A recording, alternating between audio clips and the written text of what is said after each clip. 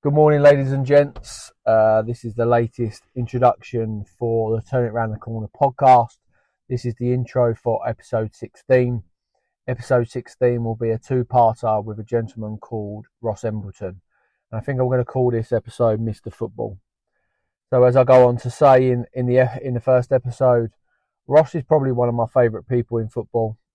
He's someone over the years that I've always asked advice from, that I've bounced ideas off of, someone that I've just chewed the fat about football and games and players.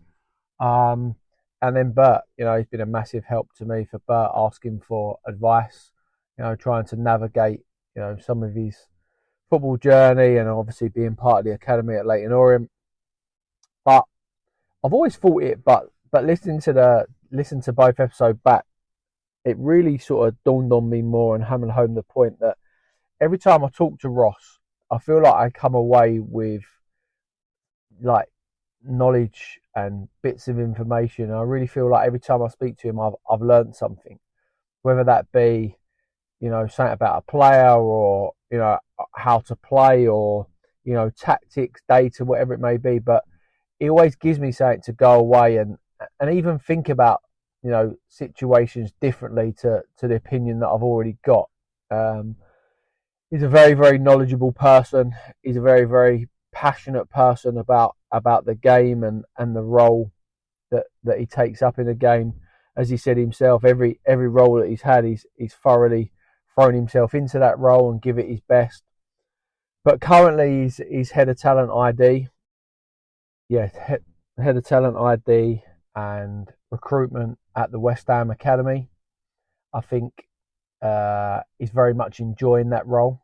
The role previous to that was also in recruitment at Colchester, but solely focused on a first team environment.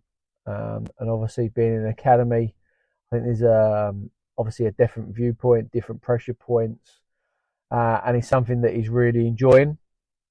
But Rossi's, I'd say, football career and background has been very varied. He started as a community coach straight from school at Leyton Orient. He progressed through the age groups at Orient. He was youth team manager.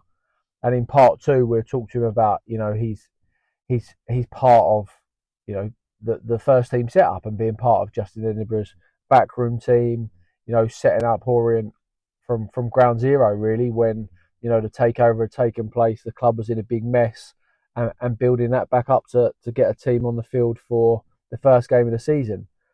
He's worked in first team environments at Swindon. He's worked in academy environments at Bournemouth. He's worked in academy environments at Tottenham, and he's also run college schemes for Tottenham, which is, worlds apart from the academy world that he's in now. So he's had a very varied and, diverse background in the game. He's someone that is very well regarded in the game, especially at Leyton Orient.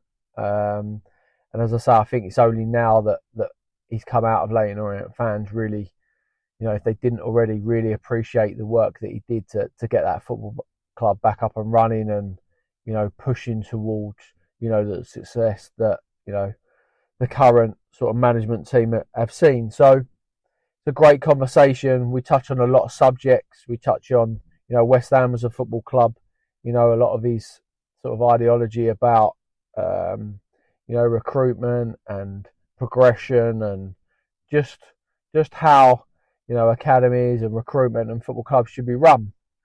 So I really hope you enjoy the issue. As I say, I can't speak highly enough of Ross. He spent, over 2 hours with me, walking around the park in Epping. I was full of cold at the time, so if you hear some sniffles on the camera, I apologise for that. But no, I can't speak of Ross highly enough, and I really do think there's so much information and takeaways in these two-parters that I'm sure you're going to enjoy. And as I say, can't thank Ross highly enough. And if in doubt, turn it around the corner.